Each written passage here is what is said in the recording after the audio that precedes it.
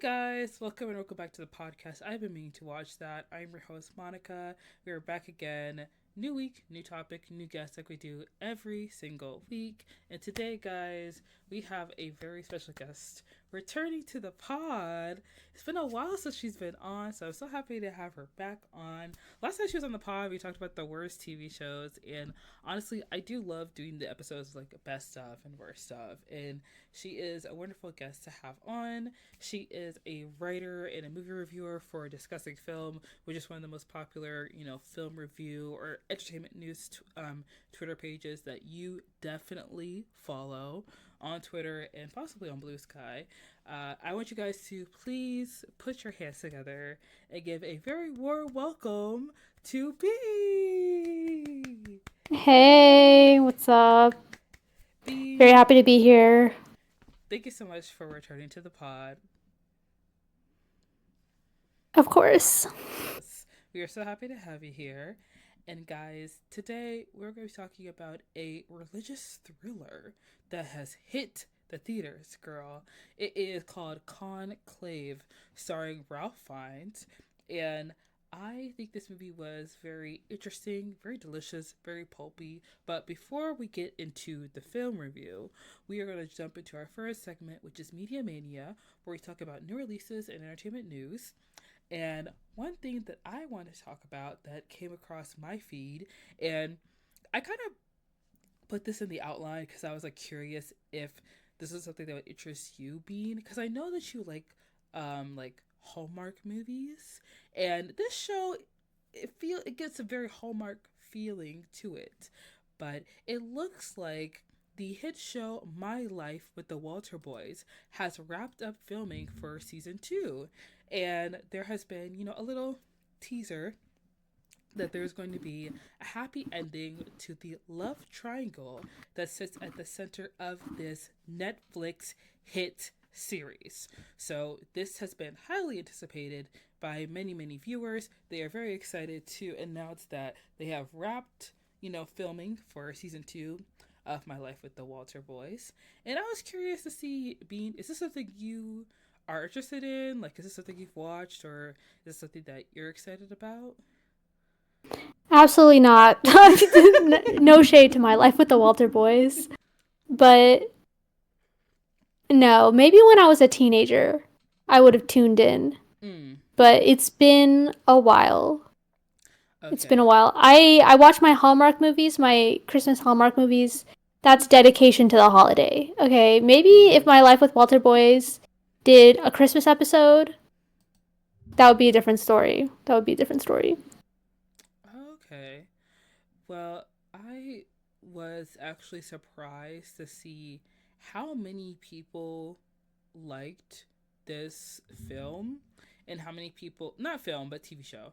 I was surprised to see how many people were into this TV show and how popular it got. And honestly, I guess I shouldn't have been that surprised by how popular the show is just because so many like young adults, I don't know, like young adult shows seem to do like pretty well on Netflix.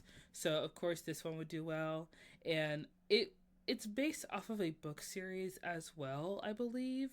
And even though like when people review or watch these like Netflix young adult TV shows, um, are they always the most? Are they always like very well written? No. Do they have like the strongest acting performances? No, but people really don't care about that. They're there for the fun. Like I remember when Ginny and Georgia was a show that everybody loved, and I watched like a compilation of it on YouTube, and I was like, "Girl, this looks messy. Why are y'all watching this?" But people like to be entertained, and people like to have fun, and like, they're not snobby and pretentious about what they watch like I am. So I was just like, I saw that come up, and I was like, oh, interesting. I lucky forgot the show existed, and I actually just watched somebody react to the show. Like they were watching it, and I watched them watch it, and I was like, oh, interesting. But it didn't really interest me past that point, I guess. So, Yeah, I have no room to talk because when I was a teenager, I loved the CW. mm, I was watching everything on the CW. yes. The quality there, debatable, but Ah, the entertainment value girl, through the roof. you couldn't touch it, okay? Listen, they had 22 episodes stacked to the brim with action, all right? The plots were plotting, okay? The people were scheming, they were stabbing Exactly. each other in the back. That's why people still rewatch One Tree Hill, because the show is just that good. And it's not like the story, like, is something that is profound or like revolutionary. It's just some good fun TV to watch when you need to, have a little bit of escapism. And I feel like My Life with the Walter Boys is the same way. And sometimes I wish that I could get into like these shows on Netflix for young adults the same way other people do. Like I try to get into the society. I try to get into Julie and the Phantoms. I try to get into Teenage Bounty Hunters. I try to get into Geek Girl, and then there's also another show that escapes me at this point, and it didn't grab my attention, and I feel like maybe it's not that like it's not that it's not good. It's just that I'm not the audience.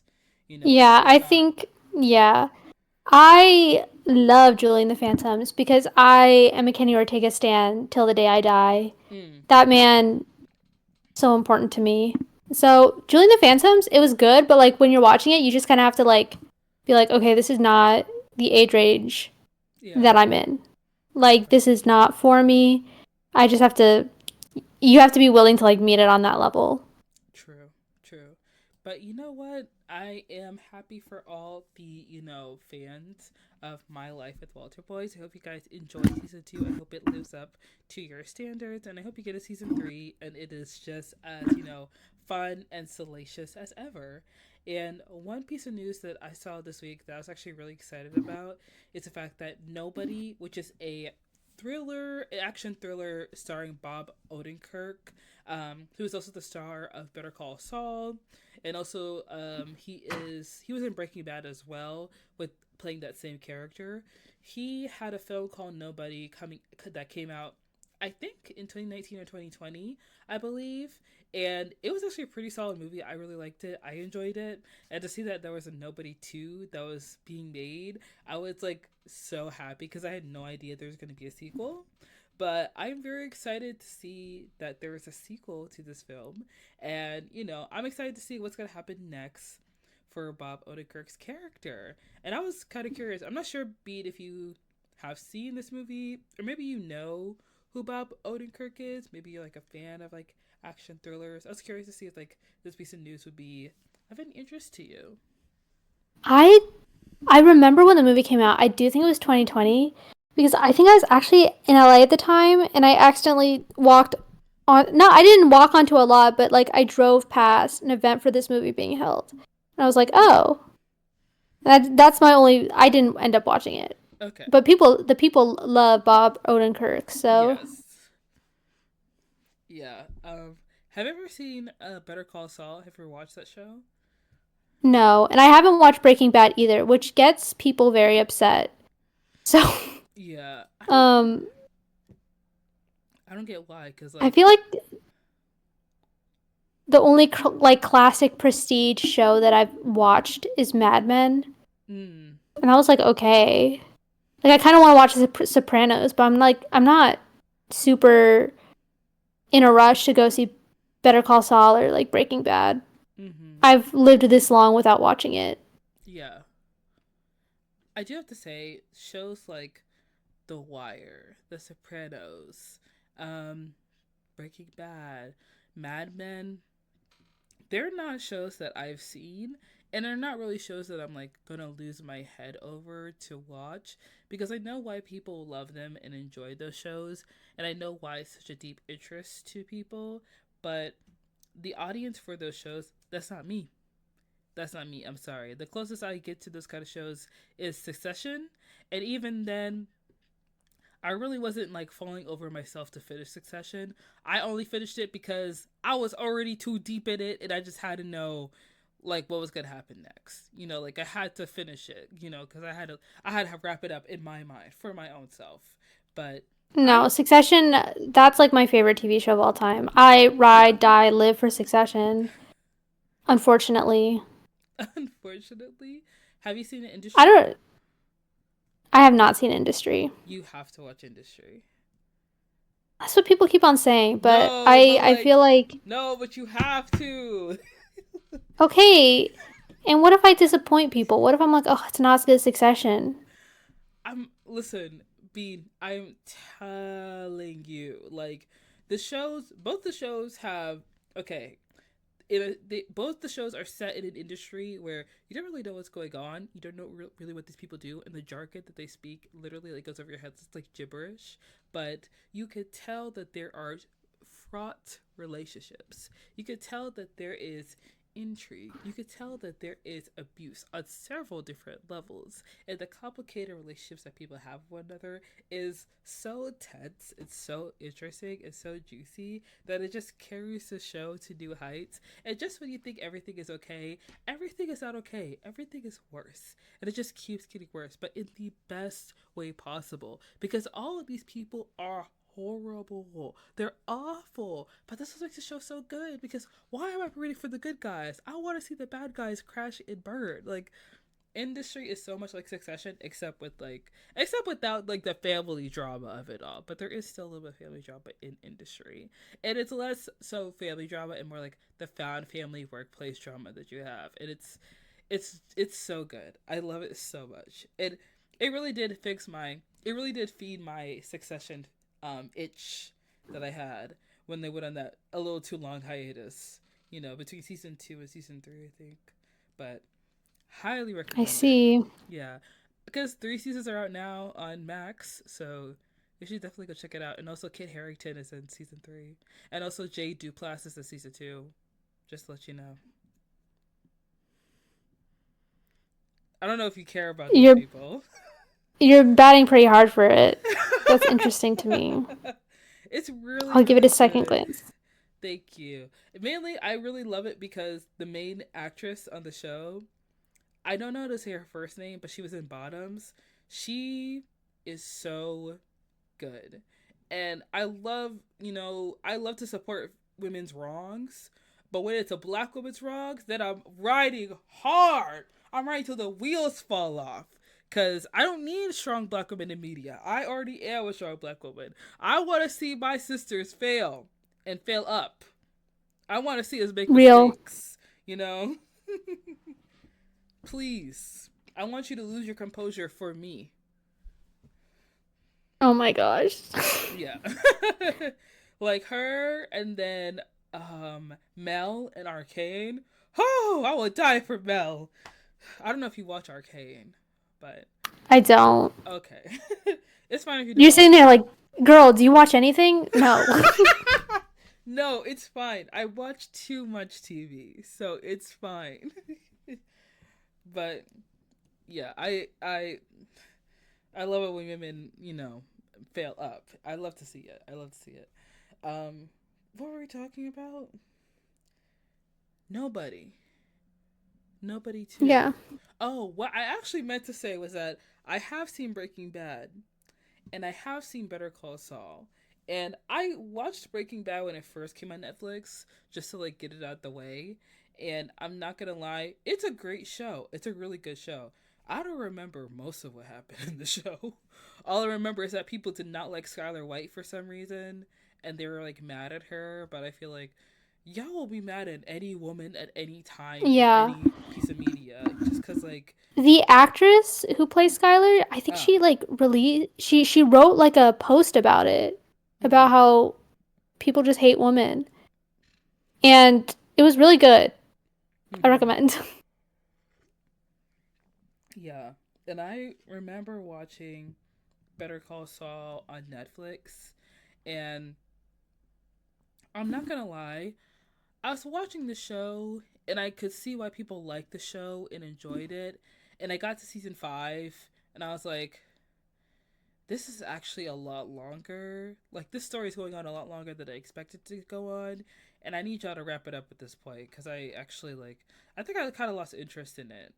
I feel like someone's gonna have to motivate me to finish it because I'm low key just leaving it on the back burner because there are other things that I want to watch and I don't think that needs my attention. But Bob Odenkirk is a very strong actor, and it still pisses me off that he never won an Emmy. Nobody in Better Call Saul won an Emmy, and that show they were eating down in that show.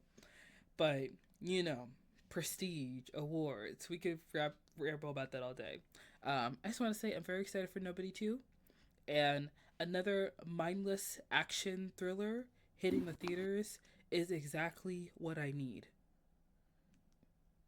It's what I need. I need to sit down in a theater where it's dark and get a flatbread pizza and a diet coke and watch somebody shoot an unnecessary amount of bullets into a bad guy just so I can feel something. Well, it's coming. I'm happy for you. Thank you. Thank you. I appreciate that. And the last piece of news I want to get into is it looks like this was I believe this was either like give me 1 second. Essentially this was a article from Teen Vogue talking about, Rachel Zegler, and she had shared in in a Teen Vogue interview, how she, is tired of the way that people talk about Chaperone. And she mentioned a lot of other celebrities in this interview as well. She talked about Taylor Swift, she talked about Halle Bailey, she talked about Francesca Amawuda Rivers. Hope I said that right. If you guys don't know who Francesca is, she is the actress who was starring opposite of Tom Holland on Broadway. I believe that Francesca and Tom Holland, they were starring opposite of each other in Romeo and Juliet, correct? Yeah. Yeah. So she was talking a lot about how, she does not like seeing like her friends deal with waves of harassment online from people who are supposedly fans. She talked about how she really connected with Curtis Connor about this because nope, not Curtis Connor, Kit Connor. She connected with Kit Connor about this because when Kit was first cast in season 1 of Heartstopper, a lot of people on Twitter were like kind of being like, oh, is he actually bisexual? Like, who should he be playing Nick on this show? And he kind of like, kind of spoke out about the things people said about him. And then he left Twitter, and she left Twitter as well because people were being rude and mean and harassing her because of like In the Heights and then the Snow White movie and so many other things in her career. And she was just getting tired of it. And she was opening up about how all of this is, not great. It's not a great thing for her to deal with. And one thing I do love about Rachel Zegler is that she's always just been herself in, every sense of the word. And I think that she's like a very sweet person who is just like eager and open and has, because of her like, I feel like her really genuine personality, she has been kind of like the butt of a lot of jokes on the internet. And it's unfair because if you look at her IMDb, a lot of the things she's booked are huge, huge roles. And they are amazing projects that she's lucky to be a part of. But because of the huge, because of like how big the roles are that she's taking on, the public has like such a front facing view of who she is, and the public is not always kind to young women in Hollywood or like new actresses in Hollywood. So she's been dealing with a lot of harassment because of that, and I think it's really great that she continues to like speak up, stand up for herself, and say that like this is the right, this is fair, and also stand up for other women as well because you deserve to have someone in your corner who sees that people are treating you unfairly and call that out and have your back. And I love to see it. Yes, I agree. I don't know how much I have input because you did sum it up. It's just, first of all, Twitter, they love to nitpick at just, they've already made up their mind about you and they just want to like tear you down and just read everything you do in bad faith. Yeah. That's what happens on Twitter, and it's worse for women. and apparently Kit Connor because he got forcibly outed. Mm-hmm. But yeah, it's because I've been following. The thing about Rachel Zegler is that, okay, if you were on Broadway Twitter back in the day before she got cast, she was kind of like a person on Broadway Twitter. Like she was a little bit of like a popular account, okay? Mm-hmm. She was an oomph in law for me. She was oomphs of oomphs. And I think that her having to deal with being online in a fan capacity and then shifting also to the other side of that, I wouldn't want to be in that situation. Yeah.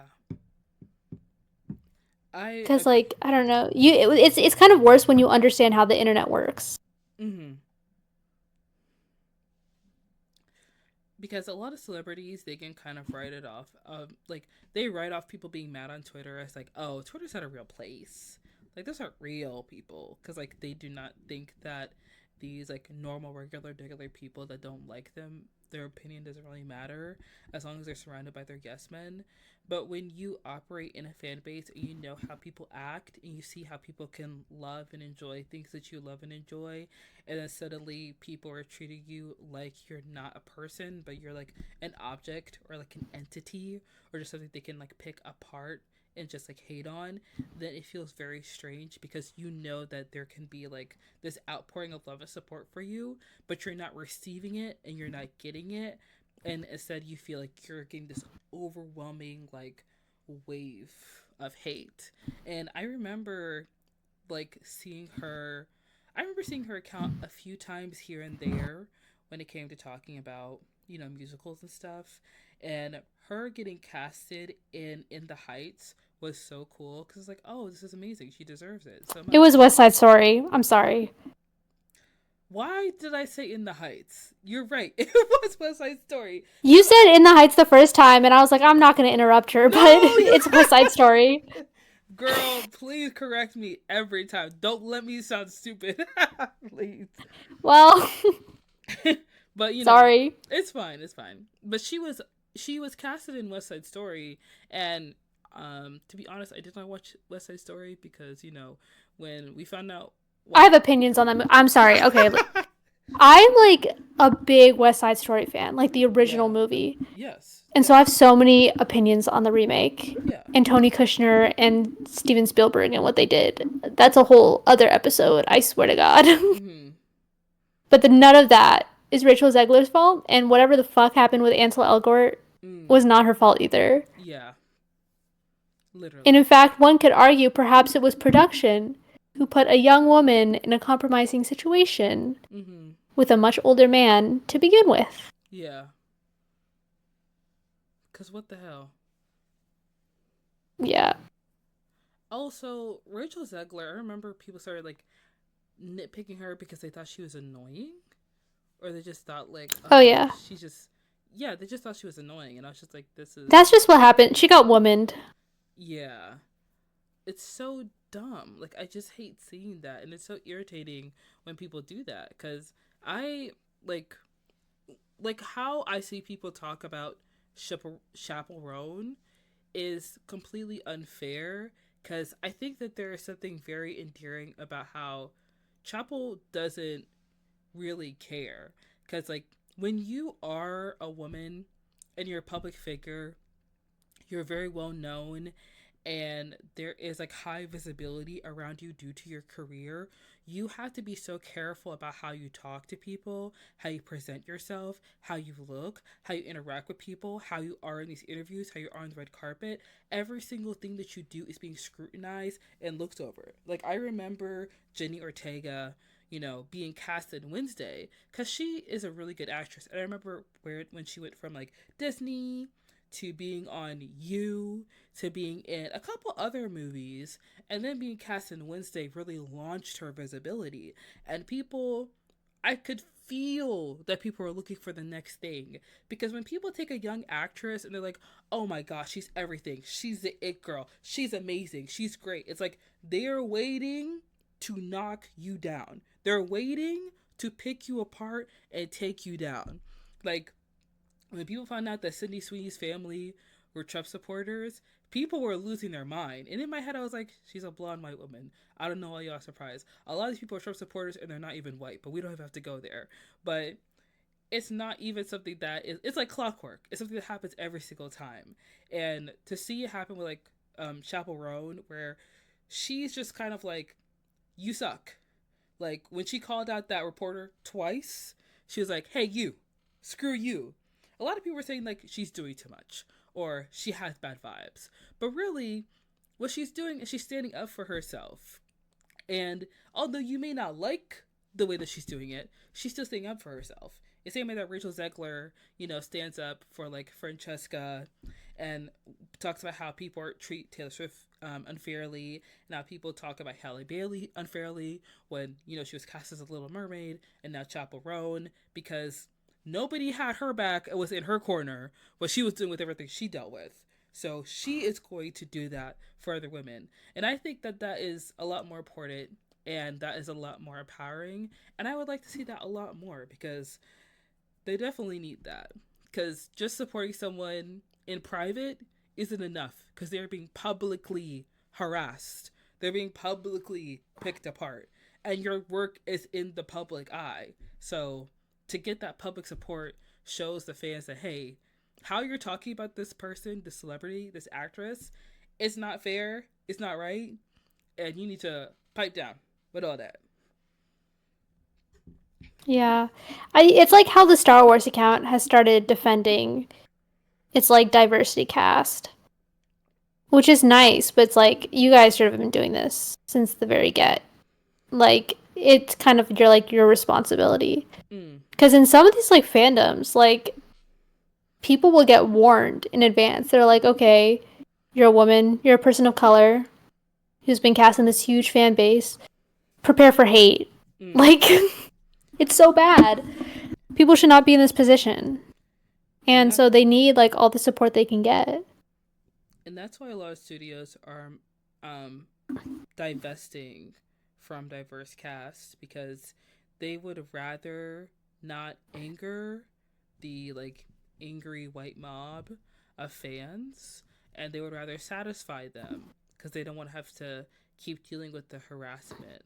Not for the safety of the actors, but because they are scared of those fans. Yes, which is very unfortunate.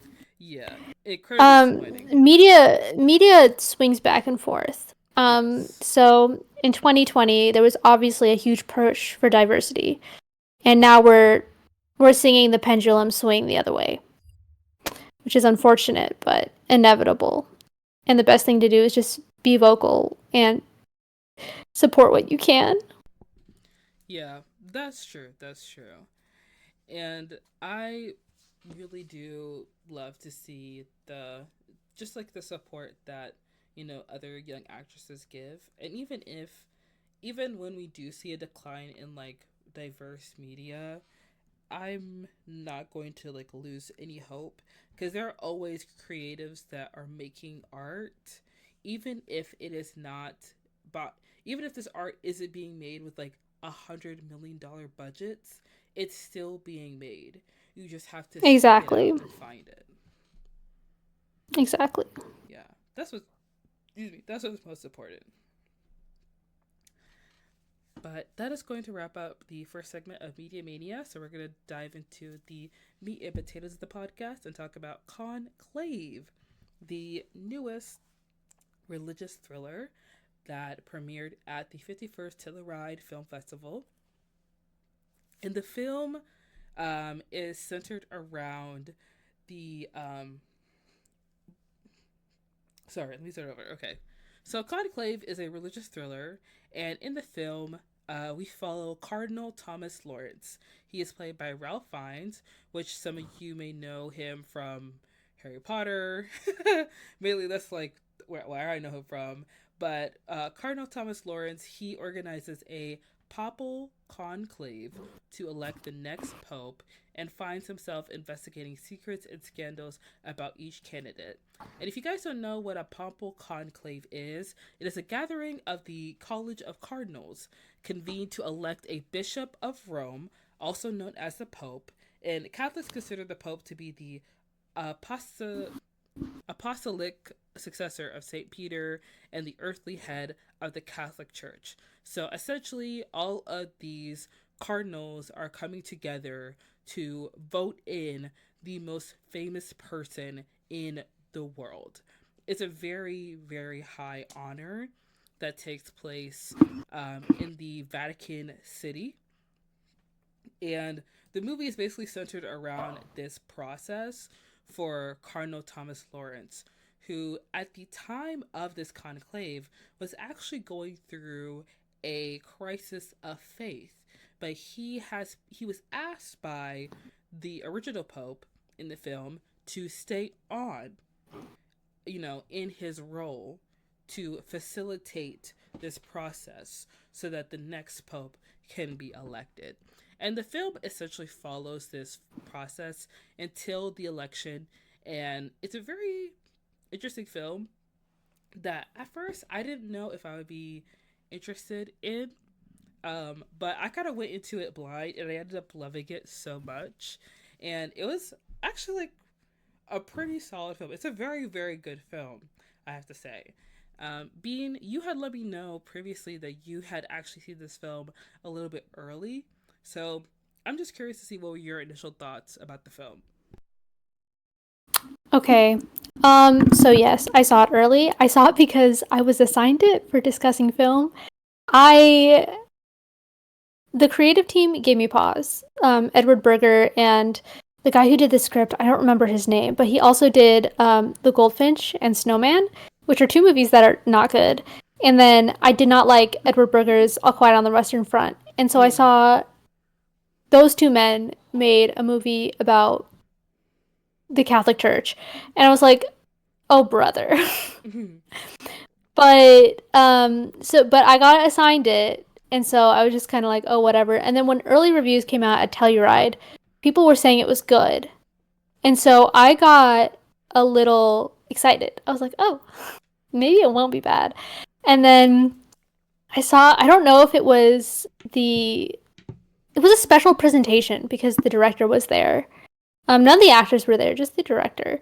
But I think it was its first showing at TIFF, and I remember being there, and it was like good. It was good. Like people were gasping in the audience. It was like a full house, and I think I was like a little emotional by the end of it. I was like, wow, they got me. The guy who wrote Snowman and the guy who Mm. directed All Quiet at the Western Front got me. Okay. I'm not gonna lie, Edward Berger, I hadn't seen All Quiet on the Western Front, and the guy who did the screenplay was Peter Strogan, I believe. So both of these people, they weren't people that I was familiar with um, when I first went to go see the film, and because I kind of went into it blind, I think that really helped me just to like immerse myself into the movie because I've made a habit of like not watching trailers anymore because they do tend to get a little spoilery. I don't know why. I don't know if that's like the marketing that a lot of studios want to employ nowadays, but going to the movie blind, I think it really helped me just like kind of dive in. It kind of just like submerge myself into the film. And one thing that I do love about like certain films is when they do kind of take their time to set the scene. You know what I mean? Like they take the time to really allow you to just like be part of the setting, to just see everything that's happening, to understand the different, people there and like understand the different dynamics that are going to be very important within the film. And it also trains the audience to be a captive audience. Like you are meant to watch what is going on because if things are very slow in the beginning, it means they're really just laying down the groundwork for everything else that will come afterwards. And one thing that I did notice about this movie is that like it feels like I'm kind of getting a peek behind the curtain into something that feels almost like a mystery. You know what I mean? Like electing the next pope is something that's taken very, very seriously. Is that something that's done lightly? You know what I mean? And Yeah. for it to be entrusted onto like one man who already feels like he possibly shouldn't be a cardinal anymore, that is very interesting in of itself, because we don't really get to know what's going on with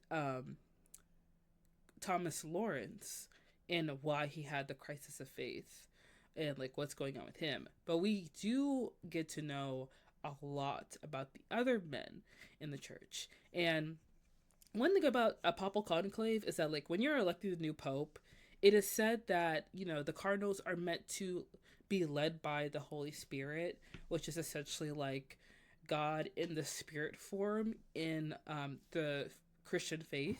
So they are meant to be led by the Holy Spirit, which is meant to act as their conscience or the voice of God. And you can clearly see that these men are not being led in that way. They're being led by their own political and personal interests. And of course, you would expect that because they're human beings, and humans, to a fault, tend to, you know, vote within their own personal interests to benefit themselves. So watching this unfold in like the most holy of holy places is not really a surprise, but it's very intriguing to see, because you really have to think to yourself, like, girl, is this really how y'all do this? You know, it's like, this is really how y'all act behind closed doors. And it's not even like a surprise, even. And I did see, like, when I was looking up Conclave, I did see that people had apparently Googled, is Conclave a documentary? Is Conclave real? Is Conclave a biopic? I don't know why everyone thinks a movie that's, like, is based in some kind of reality is a biopic, but I I digress. I digress. But I did find it interesting how everything just kind of like starts ramping up in just like the first few days. Yeah, I think Conclave is one of those movies you can tell is based on a book, or if not a book, a play. Partially because of how slow it is, partially because it's so text based. Mm-hmm. And I really appreciate it. Okay, here's the thing. So when I went to TIFF and I had to do my reviews, I knew I was going to be watching Life of Chuck. I didn't review that one. And I knew I was going to be reviewing Night Bitch. And so I read both of them before showing up, but I did not bother with Conclave. So unfortunately, I have not read the book. But I might now, because I'm a big fan of people sitting in a room talking. Like, I'm a big fan of that. Mm-hmm. And that is exactly what Conclave was. Like, it's very psychological in that way, and it's very based in like maybe not the plot itself, but kind of how the plot reflects the crises that the characters are going through. I don't remember where I was going with this. What were we talking about? Um, I mean, you were talking about how you like to read and how you I didn't do like read. to read. Yes. And how you didn't read Yeah, Conclave before watching it, but you I now didn't read watched it. Conclave, yeah, Yeah. but I think that having something that's slower and more text based and that is all in the dialogue, it made it more interesting. Because yes, there's like a mystery going on here, but really what was interesting about the movie was not the mystery, but like what each of the characters represented and how they like interacted with each other. Mm-hmm. And not only the politics of it all, but like this dichotomy, right, between their personal interest and what's right for everyone else, because those are supposed to be the same thing for the Yeah. Cardinals, right?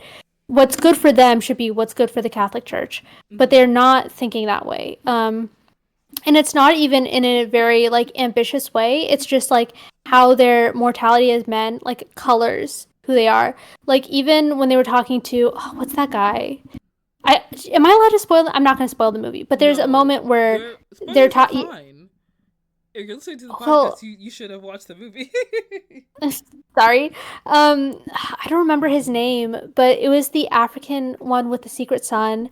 Hold And on. he was like, "Am I?" Yeah, he was like, "Am I a bad man?" He's like, "No, you're Adeyemi. not." Like, yeah, Adeyemi. Mm. And he was like, "No, you're not like a bad man. Like, we're all kind of like we all have stuff.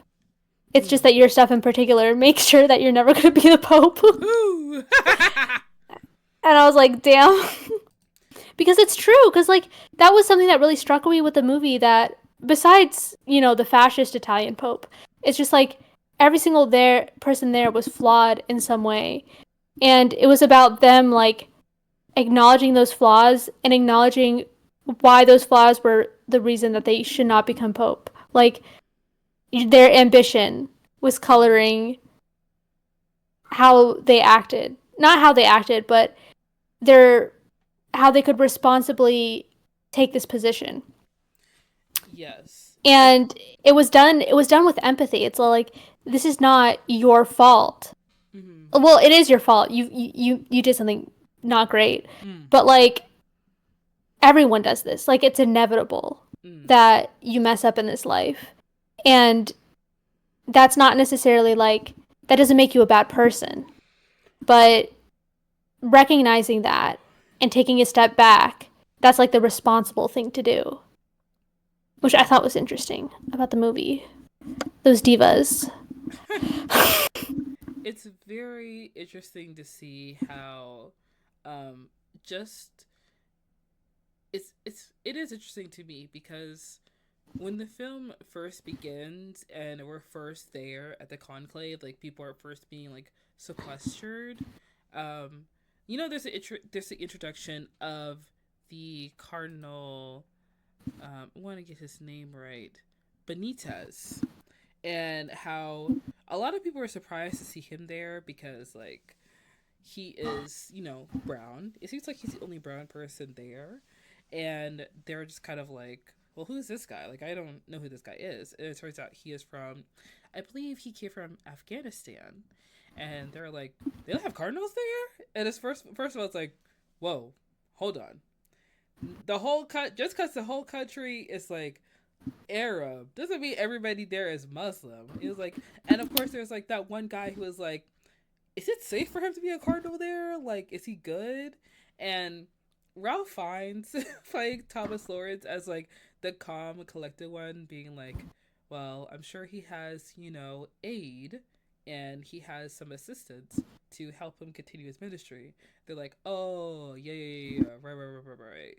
So the introduction of him being there, like just at his first introduction, as someone who's like fairly new at his first time at the conclave, I was looking and I was like, this is so much fun to see how like all of these little divas are just treating this new guy because he's not talking to nobody, he's not saying anything, and also they kind of put him in a holding cell or whatever it was they put him in at first glance. Well, I kind of get that just because they're supposed to know who all the cardinals are, and the reason that he was kept secret is kind of because other religions are like criminalized in Afghanistan because the Taliban is in rule, and that's why he was kept the secret. So I kind of get it, but also, yeah, at least they let him in. Yeah, thankfully they let his him papers in. were in order. Yeah, that was good. So when they did start with the voting, um, of course, like it was clear with all the different cardinals trying to talk to Thomas Lawrence and trying to get on his good side. Who's trying to like, be the next pope? Who's trying to like be buddy buddy with him? And when you see Adeyemi like starting to like rise up in the ranks and start getting more votes, immediately I'm like, oh, they're gonna shoot him down. They're gonna shoot him down. And in my head, I started laughing at myself when he was like upset at the young woman who was there, because I remember seeing her early in the movie and I was like, oh, they have, a young black nun there, that's nice. But then when you see him like kind of like admonish her, I was like, oh wait, they know each other. In my head I was like, they don't know each other just because they're black. I was like, no, wait, they do. They actually do know each other. And then, finding out that he has, sired a son out of wedlock. Oh my god, they gasped in the audience where they were like, what about the child? Everyone was like, the child? When he mentioned her And then Adeyemi was like, oh, he was raised Christian. Oh, I'm sure. I was like, but raised by I'm who? sure. Raised by you? Her, not him. Obviously not. That is a deadbeat if I ever saw one. Huh. Because he had like, he did it for his own ambition, right? Like, Obviously. he had a mistake with a woman. He should not have been there if he wanted to be a cardinal. And then he was all like, well, I want to be pope one day. Peace out. Also, like for Sister Shanumi, um, I think it's kind of like hinted at in the movie that she was fairly young when they engaged Yes. in their illicit relationship. So I know Thomas Lawrence. Oh my gosh, that's one thing I love about this screenplay. They don't have to say everything plainly, but it's kind of like in the subtle details. And he's like, when Eda Yemi was like, she was a young woman, we were in love, and he said something like, "Well, she wasn't exactly a woman when we were together," and I was like, "Oh." That was another gasp from the audience. Everyone was like, bro, you've got to be kidding Tell me. him, tell him, tell him. Kill him, Cardinal kill him, kill Lawrence, him. diva of divas. Like, he was out there slinging shade left and right. Like, Tedesco was all like, can you believe that? He was like, I remember at dinner, he said something so racist to Lawrence. And Mm, Lawrence was like, I gotta check on the other Cardinals. And just literally, got up and left. I was like, damn. literally. Like, I hate it when people are like, you see how the Italians sit together, the Africans sit together, and I was like, he's about to say something out of pocket. He's about to say something out of Yeah. pocket. Watch him do it. Watch him do it, ladies and gentlemen. And just the smooth delivery, because he knows how his lawyers did not want to sit with that man. He wants to with his friends. He don't like you, sir. Like, y'all are not buddies. You know what I mean? Um, my one character, ooh, just on Adeyemi, just a little bit longer. In my head, when I was thinking like, oh, he's doing well, he's getting a lot of votes, they're gonna try to tear him down, and then when we found out about the illicit relationship and the child, in my head I was like, oh, he did it to himself. He did it to himself, because why are you here trying to be Pope when you know you have a son that you did not raise? Really, you have a child, there's evidence running around. Bro, come on now. Also, did they figure out whether or not if Tremblay had brought the lady, Sister Shinumi, to the conclave? I think they did. Yeah. Because, Yeah. you know what, when he brought that up, I was like, you know what? In my head, I was like, nah, he's being paranoid. But then when he found out the evidence, I was like, oh, he Yeah. is Who was the nurse, that character? I liked her a lot because there's not a lot of women in this movie. So okay, I have opinions on this. So when Mm-hmm. when you think about like representation in movies, Yeah. and you think about like she's an example. She's like the only real female character in this movie who has lines, and she's not in it very much. But she's important and she feels like a real character, and she feels like she's not there as a token just because she has agency and she has her own motivations. You can tell all of these things every time that she speaks. And I think that's what's important, because a lot of the times when people bring up like representation, they say positive representation is like just showing these characters in a positive light, which is just like kind of a bare bones understanding of it. Like, no, you're not trying to like double down on stereotypes, like, Mm-hmm. because if you think of her as a stereotype, she's kind of the submissive nun, Mm-hmm. right? Like, she, at the end of the day, she is doing men are um what these men are telling her to do. But what makes her interesting is that you can see why she's making the choices that she's making, and she isn't just like a blank slate, you know, to just fill a narrative purpose. That's what makes her feel real. So Mm-hmm. I like that about this movie. Yeah, her name's Sister And she was the one who Agnes. yeah, she was the one who exposed him Mm. twice. Yes. And I think the actress who plays Sister Agnes also played, she was also in 30 Rock. I remember seeing her in that show. That's when I recognized her. I saw her, I was like, "Oh, it's a lady from 30 Rock. That's interesting." Cuz you Queen. that's just sometimes you recognize people from that. Like Stanley Tucci, I'm like, the man from Easy A. Oh my gosh. Oh my Like god. listen, Stanley Tucci, the man from Easy A. I also watch his cooking show. I mean, like, you're Okay. not wrong, but What was I supposed to say? Hunger Games? Like, no. Was he in The Devil Wears Prada? Or am yes, I getting him confused with some? Okay. I think that's how I know him best. iconic role. So iconic. true.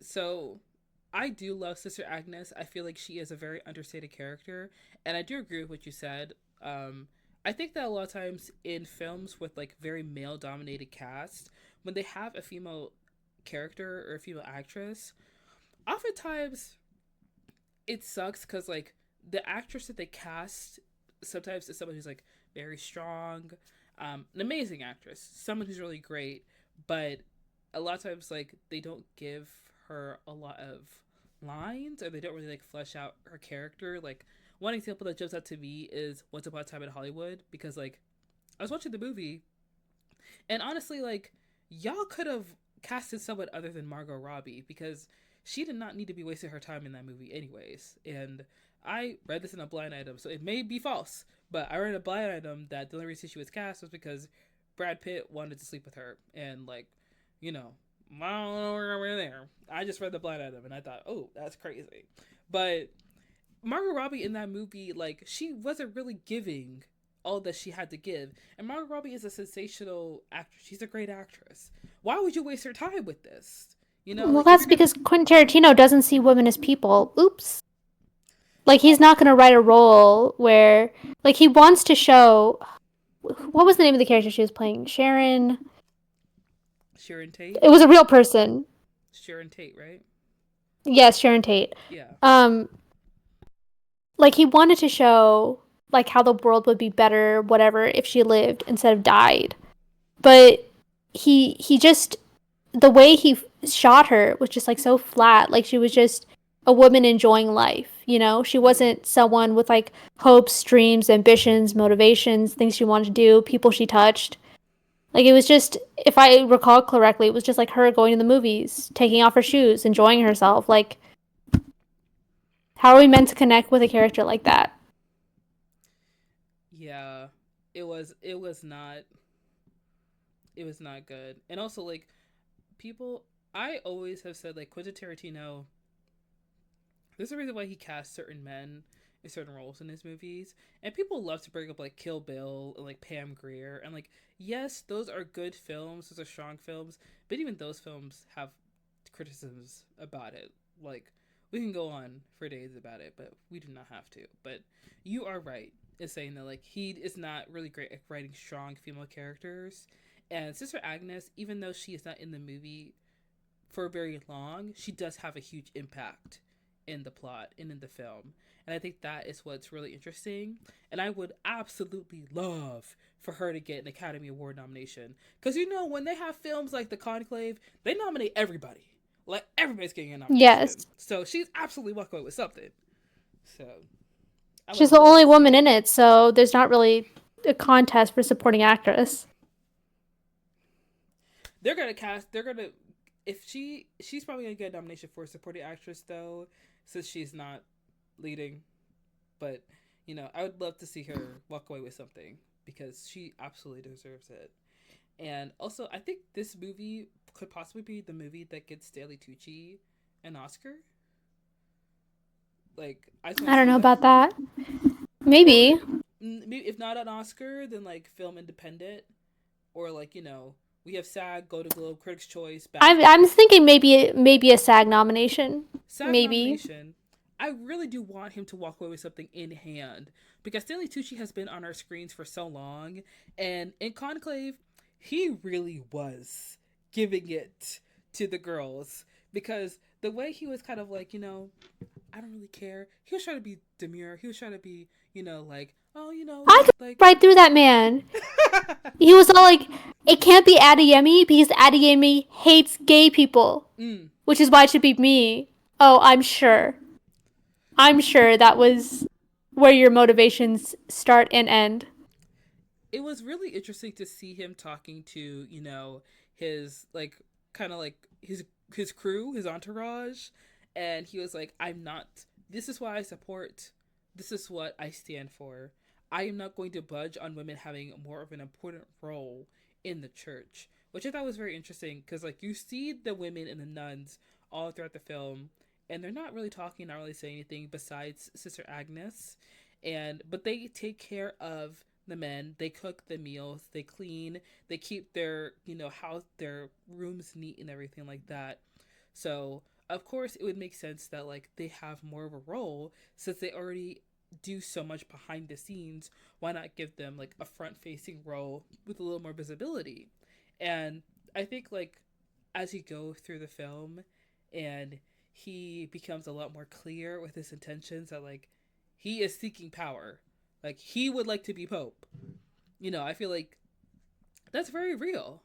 Cuz of course you want to act like, listen, I'm here to enjoy the process with everyone else, tell my supporters this and that, but eventually you're kind of getting to the point where like this could happen.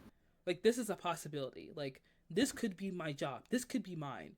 And that's when you realize like, hey, with the little time I have on earth, if I get to be pope, I want to be pope. You know? But I did feel like he got a little thirsty near the end. Like He did. You could tell. Like, you yeah. could tell when he was all like, oh, I don't want to be Pope. Ah, me? You could tell. You could tell. When you talked about, like, the men versus the women, how the women, like, clean and cook for the men, did you ever watch Doubt? Because it reminded me of that movie. I I read the play in high school, but it's been a while. Yeah, because there's just this one scene where it shows the difference between the men in the church and the nuns. I Mm-hmm. don't know what the men in the church are called, like priests, whatever they are. And it shows like how the women like are just so much more reserved and so much more is like demanded of them. And like they're sitting silently at dinner drinking milk where the men are like talking and they get to drink wine and it's like all these different like I don't know, these power dynamics within the church and what women are and are not allowed to do versus men. And Yeah. it just reminded me of that movie, even though the themes are not really the same. Mm-hmm. But I do get what you're saying because it's not even something that if you were to bring it up to someone who is a nun, they wouldn't even notice it because it's just how they're socialized to act. And it's something that is kind of unspoken as a rule. Women are meant to serve, not to lead. Women are meant to be called upon and, work to give service unto others, but to be dominant in a place where their voice is like louder than others or like they're meant to be heard, that's not okay in some kind of way. So that is very like very very clear in Conclave as well. And I'm not gonna lie, like seeing just how bold these men are is crazy to me because I was sitting in my seat and I was like, do you really think this is what the Lord wants you to do? Is this what the Lord will want you to act? Like, Well, here's the thing. It's like when you have positions of power where you have to climb up the ranks to get there. mm-hmm, No one ever gets there by being humble, no. you know? People only get there if they have some sort of ambition in them. It's just like a requirement of the position, you know? It's like everyone who's on YouTube is just kind of a little full of themselves cuz you have to be a little full of yourself to Mm-hmm, put yourself out there on camera and think that like your opinions are worth saying. And not saying that your opinions aren't worth saying. It's just that like it's just something you have to have in you. So anyone who's at that position has to have a little ambition. It's just what it is. yeah. And we do see that with Thomas because he tries so hard to be like the calm person, the mediating. Like he tries so hard to keep everything calm and collected and keep some kind of composure. But excuse me. When he finds out that Tremblay arranged for Shinumi to be transferred to the Vatican, that's when he is really just like, you know what? I'm done playing around. I'm done being nice. I'm done dealing with all this. Y'all are lying in my face. Because he straight up asked Tremblay, like, did the late Pope try and fire you? And he was like, no. Like, why would I be here if that were the case? Like, I would recuse myself, obviously. Even though his little popper, his little whisperer, his little investigator, whoever that guy is in the purple, is giving him all the details, all the secrets, all the little, what's it, told him, like, hey, Tremblay is not a great guy. Like, he's not supposed to be here, he's not meant to be here. And it was also another cardinal that told him that Tremblay was let go. But I don't remember the cardinal's name. I don't think I took note of who the cardinal was. But eventually Thomas is like, you know what? Screw it.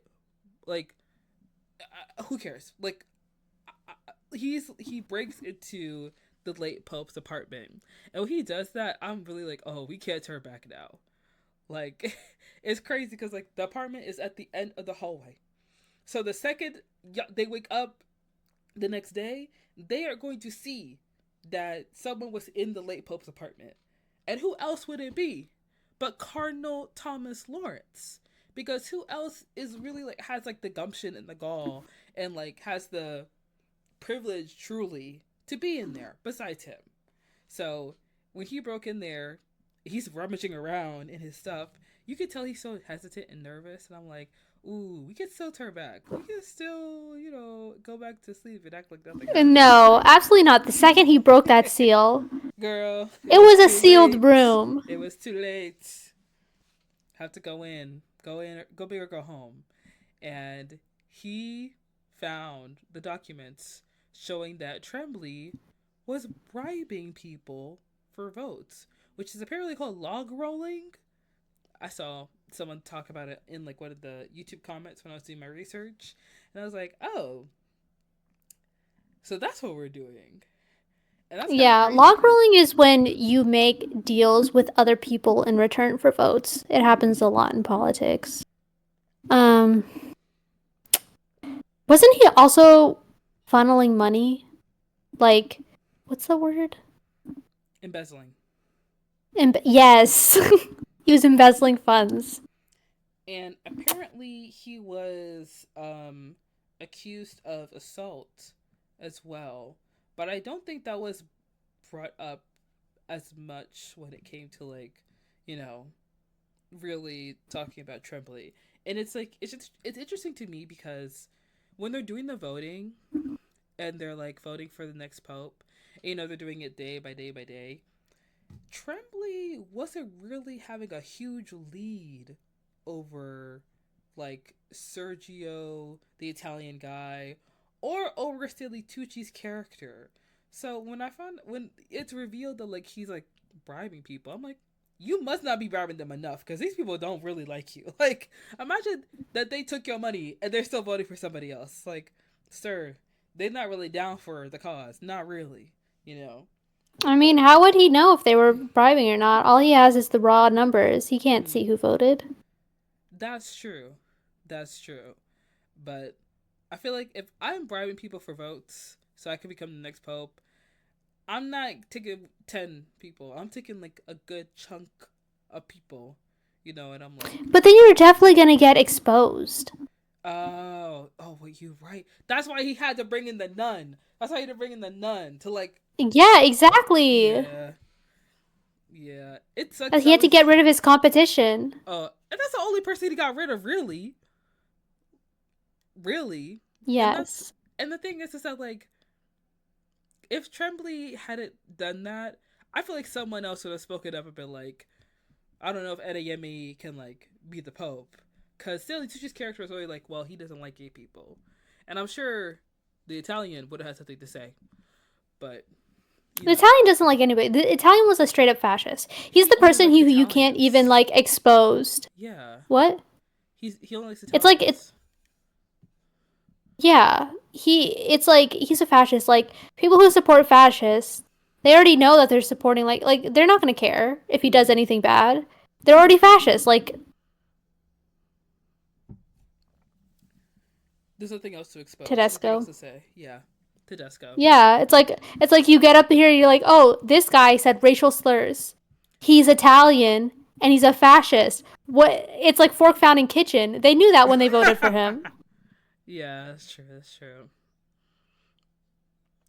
It was interesting when Lawrence started getting more votes And then he started like sneaking around a little bit. I was kind of like, now I know this movie's not gonna end with him becoming the Pope, but they want to they want us to think, they want us to ruminate on the idea, the possibility. I know Stanley Tucci, when he was looking at him every time he got a vote, he was pissed. He was pressed. He was like, "You better not. Like, you better put my name down there." He's like, if I had, you better not play in my face. I don't know who it is that's voting for you, but you need to tell them to write my name down, sir. Like, what's going on? What's going on, Thomas? Every single time the votes increased for Benitez, there was a chuckle in my theater. Every single time. I'm trying to remember when it was that like the tide started shifting towards Benitez, because I think it was before. It was after Adeyemi got cast out. Yeah.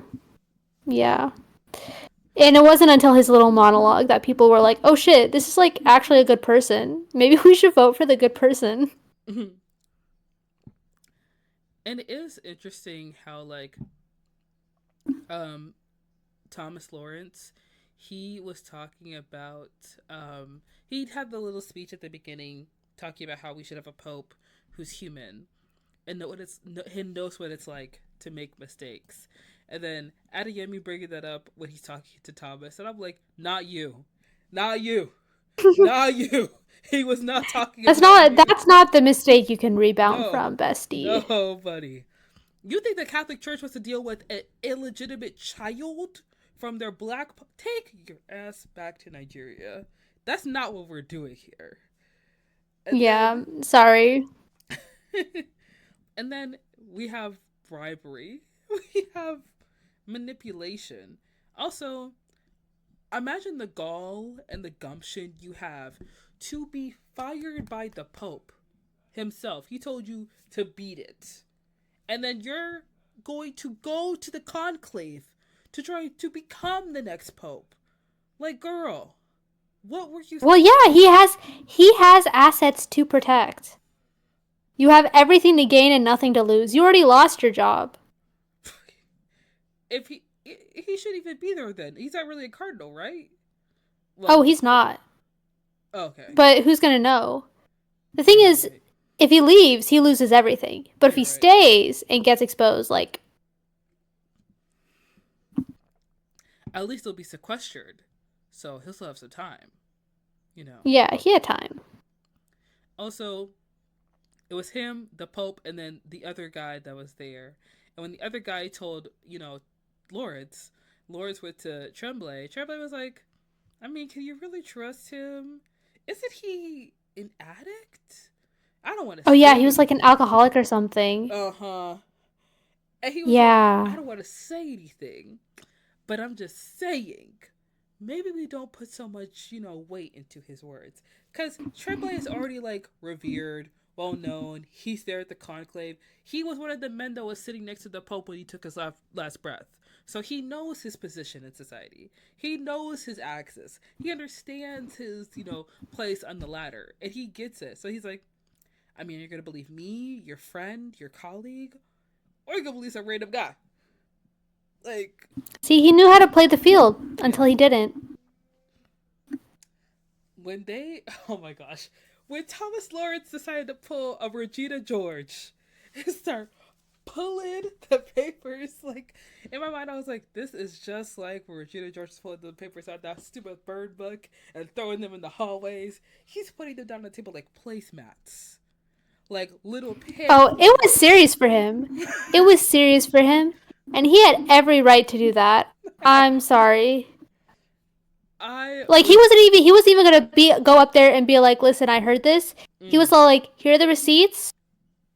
Figure it out for yourself. Receipts, text messages, screenshots, freaking everything. He was like, this is for you. This is for you. I'm not talking out of my ass. I'm being for real. Like, here you go. Take that. And even Tremblay just like standing in the middle of the luncheon. Imagine for breakfast, you get served tea. Just like you get served. That's how he knew he was doing the Lord's will. Yeah. Is when he handed that out. He was like, "I think this is what I was meant to do." Yeah. He's like, I thought I was here to pick the next pope. No, I'm here to fuck some shit up. That's what I'm here to do, y'all. I'm here to have some fun, you know? And Exactly. Sister Agnes then stepping in and then doing her little curtsy at the end. I was like, girl, don't even play my face. Like, Two divas maximizing their joint slay. oh my gosh. The two of them being like, we know what you did. We know who you are. All right? Don't try to play in our face. We know what's up. And I absolutely like, because like you have to remember that like they're trying to not let the Italian obviously become the Pope. And so, in Stanley Tucci's mind, of course, he's probably like, well, I could become the Pope. But then there's like the idea of like, do we let this guy who is like a briber, a manipulator, and possibly abusive become the Pope? Or do we let the fascists take the role? You know? And in the end, he was like, above all else, we need to have our own moral standing and our own moral standards for the Pope.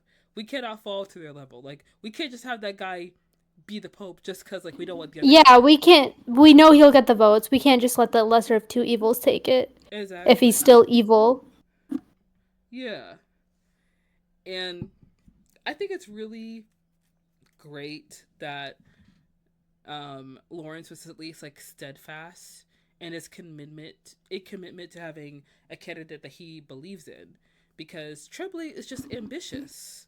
That's why he wants to be the Pope, not because like he actually cares or he actually like really wants to be a divinely appointed leader. He wants that power, and he's He wants to embezzle more funds. yeah, yeah. And girl, we cannot have that. He wants to pimp out his Pope limo. Mm-hmm. When Lauren said, pray for a leader who sins, asks for forgiveness, and moves forward, pray for a leader who doubts, he did not also say, and pray for a leader who's going to pimp that ride. You know what I'm saying? Line that pockets, Exactly. player.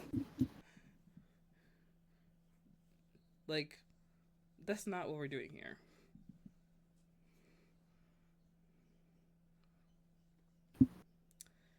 Yes. So, I was trying to think of, like, I do want to talk about the ending because it has been quite controversial. Um, is there anything else that you want to discuss before we jump to the ending of the film? I don't know. Right before the ending, when they do eventually, when there's the explosion and it's in Mm-hmm. every single. Oh my god, I think that's when I got a little emotional Mm-hmm. because, like, it was just like the explosion kind of like represented that they finally got out of the conclave, right? Like, the conclave was their own. It's just, it kind of represented their own interests Mm-hmm. locked in this place. But then once the explosion was there, they could hear the bird song and they could hear the outside world. And that's when they realized, oh, we have a responsibility to people bigger than us. We have to do what's right for the people bigger than us. I think that's what got me. That's when I like teared up a little in the movie. When I heard the bird song, I was like, wow, that's crazy. I do agree with you because I feel like um, throughout the film, it's clear that Lawrence, he's kind of like conducting his investigations because he wants to keep up the integrity of the election, and he wants to weed out these like impure candidates, and he wants to try and like bring something like measured and something that is good for the Catholic Church. But you could kind of see him get tied up in his own human ambition a little bit. And when the explosion happens, it does remind it like I remember watching it, and then when the explosion happens, it's like, oh my gosh, Lord. In the back of my mind, I was like, now why are they trying to blow up a conclave? But then you have to remember, like, the Pope just died. You know, with for a lot of people, like the Pope died, and they're voting on the next Pope. So there are people who are living in the Vatican City, who are living in, the area, who are very devout Catholics, and they realize that their spiritual leader, their divinely appointed leader, is no longer there to lead them. And they are trusting these men, these cardinals, who are meant to be like these speaker phones, or like these connections to God and to their deity that they worship. They want them to be measured. They want them to show restraint. They want them to understand that you need to appoint a new leader who is not simply an individual, but somebody who can be like a representation to their beliefs and to guide these people, because it's serious to them. It's something that's very real to them. And they were taking a lot longer than what was expected. And of course, in the conclave, they understand why. They know what's going on, but the outside world does not understand that. So when they are seeking that guidance and they are seeking that, dictation, and they want you to be the person to put things into action, and you're taking too long, it feels like you're not taking it seriously. So the bomb was kind of like this threat where, even though you have all your human emotions and ambitions within your own interpersonal connections, you all have to lead a congregation of people. There's not simply a congregation within a church, but a congregation that's part of an entire religion of millions upon millions of people, not just in the Vatican, but in the whole world. And the Pope is not only a leader to Catholics, but to anybody who looks upon this religion. So that is who you're trying to lead and appoint. And it feels like y'all are flitting around and not doing anything.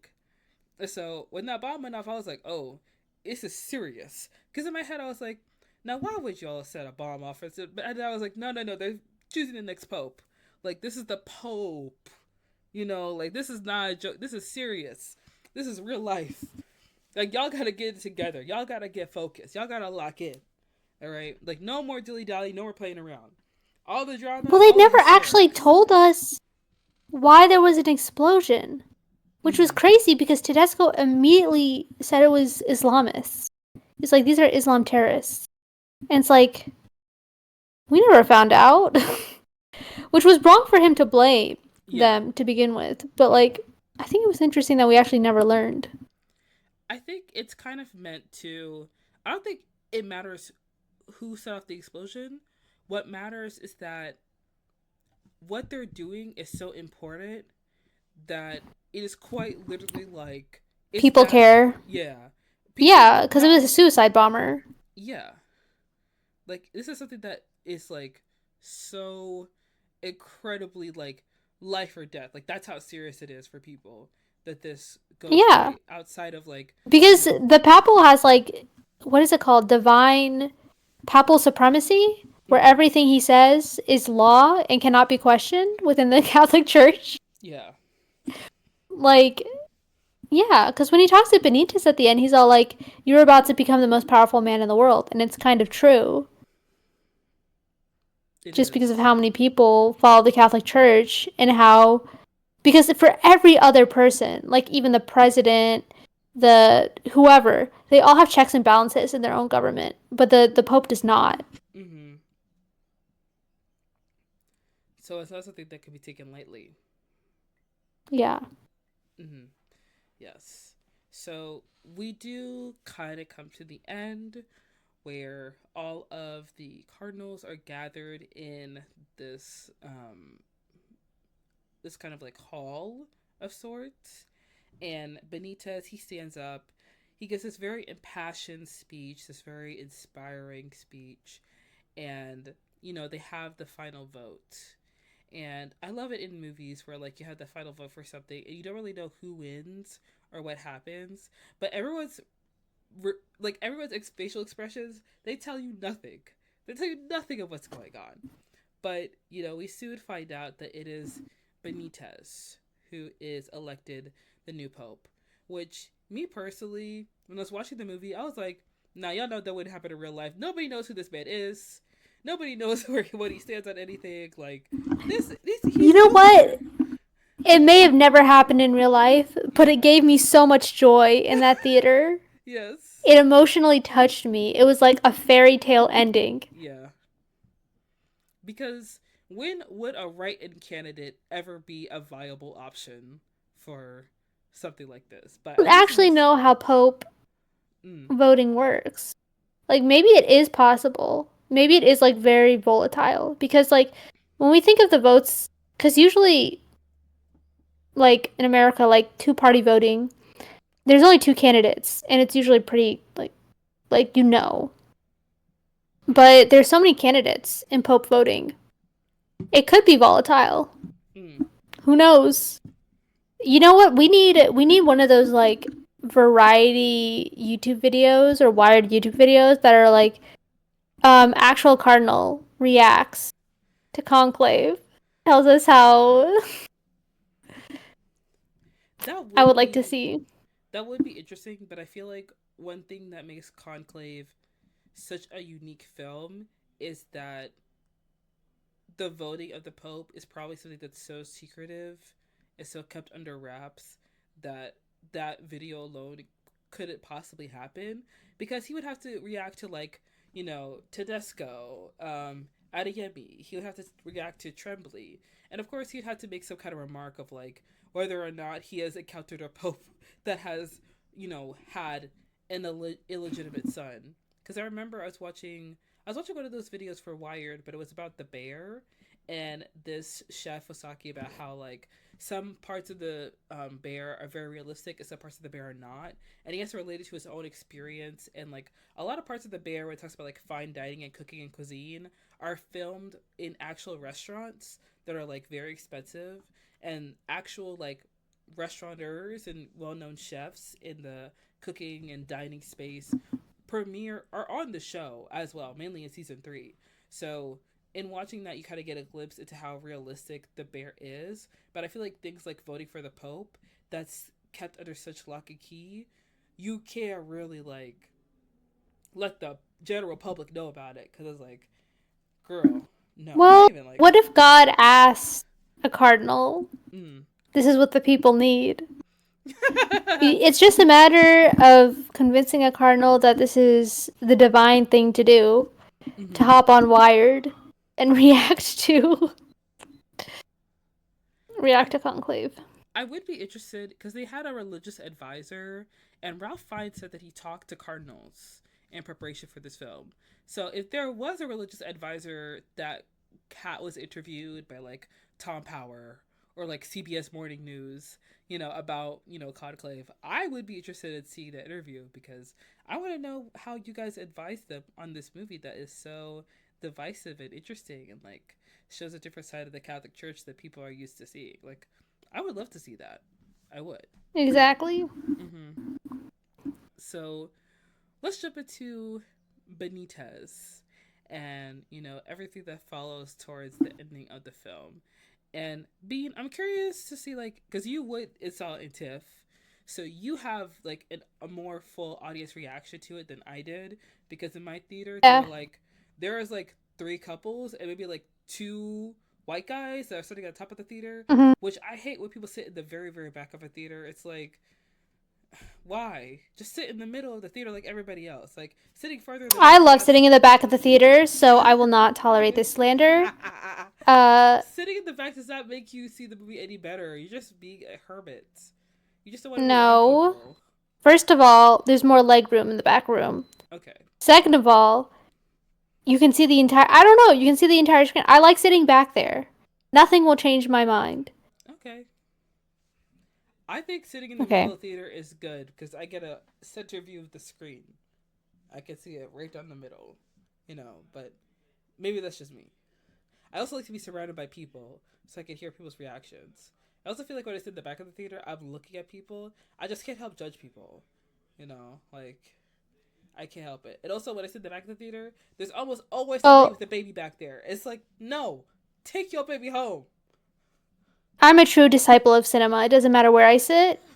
I will be locked into the movie, especially in the back row, though. I'm a true disciple of cinema. Yup. Girl, make that your tagline. The way I'm stealing that. No! I'm copywriting it. I'm gonna put it on t-shirts. Oh my god. Discussing film, new merch coming soon.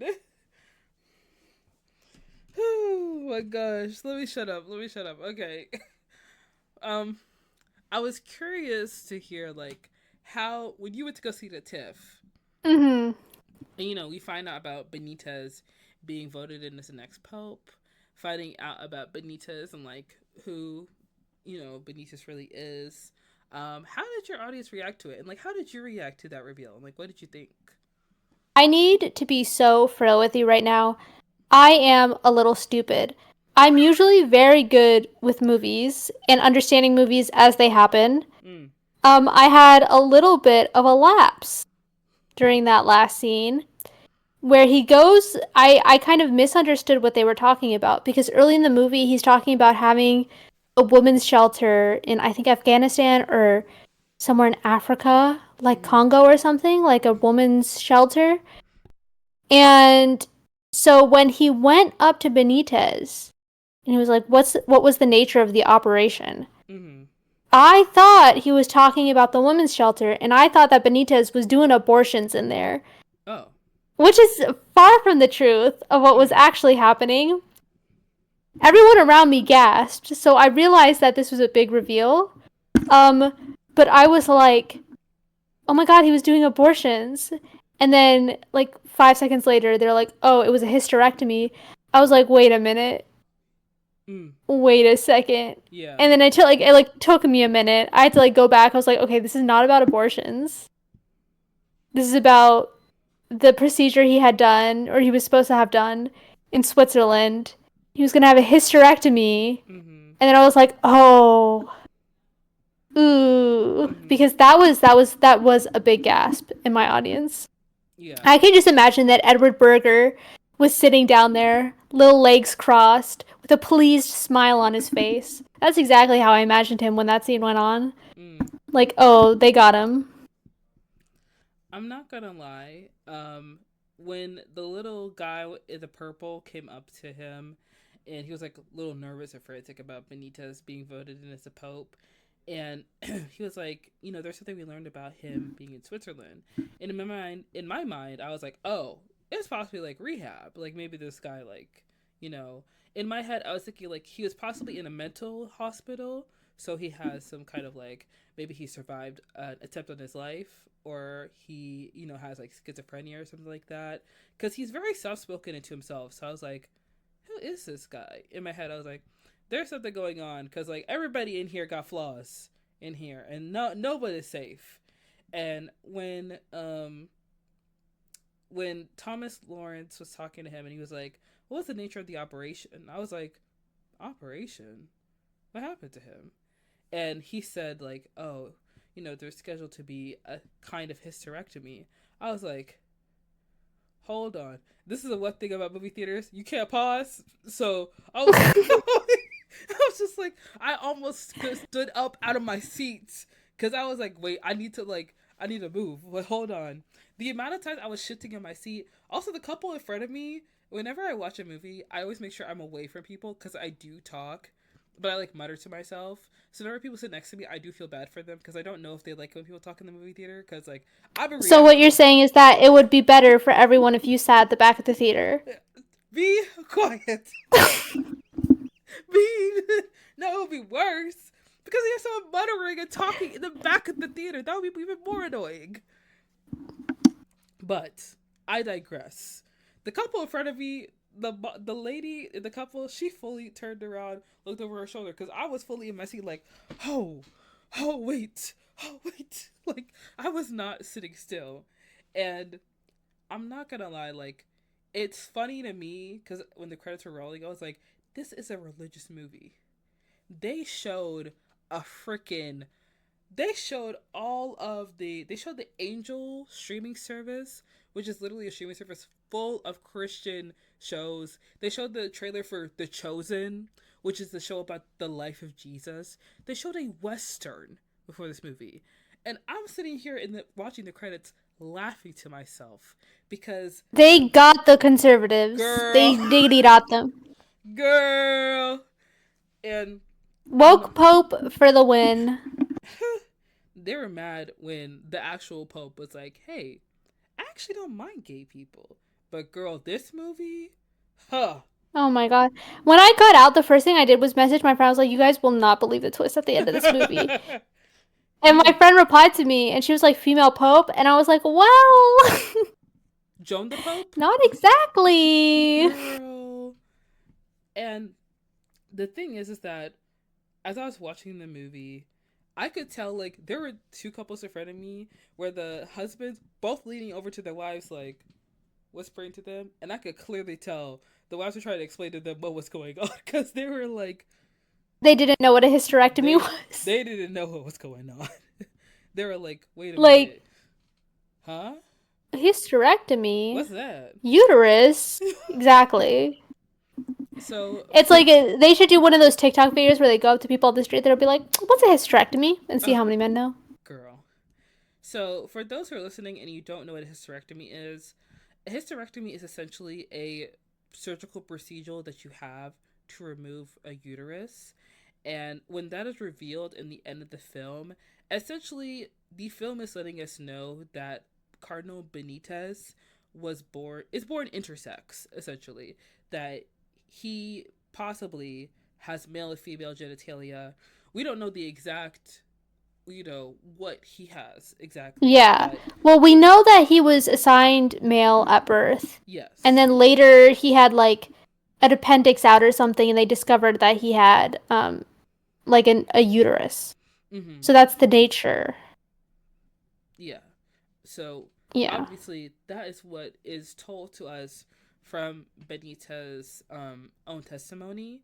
So it's made clear to us in the film that he is intersex. And he gives this very beautiful explanation because, like you said earlier, Ralph I Fiennes. almost cried. It was bad for me. Ralph Fiennes' character, when he's talking to him as Lawrence Thomas, he's like, "You're about to become the most famous man in the world," because he has spent this whole time trying to make sure that the right man becomes the Pope. Because he was a man who had a crisis of faith and did not feel like he was chosen. He was not the right man to pick the next Pope, the next spiritually appointed leader for all the Catholics in the world. And he has to go through all of these petty little queens and these divas and these old men who keep being bitter and arguing with each other and like be conniving and scheming and doing all these terrible things. And like this one good man comes and he shows himself to be kind and understanding and thoughtful. And by a landslide, apparently, he becomes the next pope. And then we soon realize that something about him could, you know, be a big scandal for the church. But he sees like that this is a man with heart who is dedicated for people, who wants to bring a lot of goodness to the world, who wants to be a compassionate leader, and has such great understanding for who he is and such a strong sense of self that you want to see in a leader, because you don't want somebody who is easily swayed by others. You don't want someone who is going to buy others' opinions so that everyone agrees with him. You don't want someone who wants to act like they're so holier than thou, but really is self-righteous and thinks they're so important, or someone who wants to be pope for their own personal like desires, but is hiding such a huge secret and can't even take care of a child. You don't want someone who's fascist to be the pope. You want someone who is kind and understanding and generous. And although he did hide this from them, because like first of all, they didn't even know who this man was, but This is something that people deserve to know. yeah. And like that's the thing that like in my head when he's talking to Thomas Lawrence, and he's giving like his very impassioned, very like calm speech about like who he is and how he sees his role as a pope and what he will do. In my head, I'm like, you know what? At this point, you might as well it may as well just be you two holding on to this, because at this point, like what else? What else could you do? Like, girl, you set the smoke signal up, you sent everybody home, and we're here. He's gonna be pope in an hour. Like, what else is there to do? And I feel like there were some people online who said like the ending was like kind of for shock value, or that it feels deceitful. And there were some reviews I read that said that this was more deceitful than what Adeyemi did. And for that, I have to be like, no, I don't think it is. I feel like this is, Not deceitful because it's no one's business to begin with. He didn't do anything wrong. yeah. That's his business. Like that shouldn't affect how other people see him in any way. Mm-hmm. His pronouns are he, him. That's all you need to know. Listen, assigned male at birth. I like, y'all want, that's what y'all want in a pope, right? That's what's so Yeah. important to y'all, right? Yeah. Think about it. How long has the Pope been around? For forever. There have probably been intersex popes before. There are roughly, I think, as many intersex people as there are like redhead people, That's true. right? Yeah. So, and how long has the Pope been around? Girl, a So long. while. There chances are there's been an intersex Pope. We just haven't known because no one cut him open. No one did a chromosome test. Mm. And the thing that I found interesting in doing the research for this film, I found this article from history.com about Pope Joan. And it's from like the Vatican's official records, because there have been more than 260 Catholic popes who have been men. But according to a medieval legend, a lady pontiff may have reigned for a brief period in the ninth century. It's basically the story of how a young woman disguised herself as a man and entered religious training. And she distinguished herself as a scholar. She rose through the ranks of the church and was elected by Pope John the Eighth in the year of 855. And she went on to rule for 2 years, and her gender was carefully concealed under her flowing robes. But her secret was revealed in 858 when she unexpectedly went into labor during a papal procession, and some accounts allege that she died in childbirth. Some people claim that she was stoned to death, but there's no like real proof of what happened. And Okay, well, she shouldn't have been sleeping around in her position to begin with.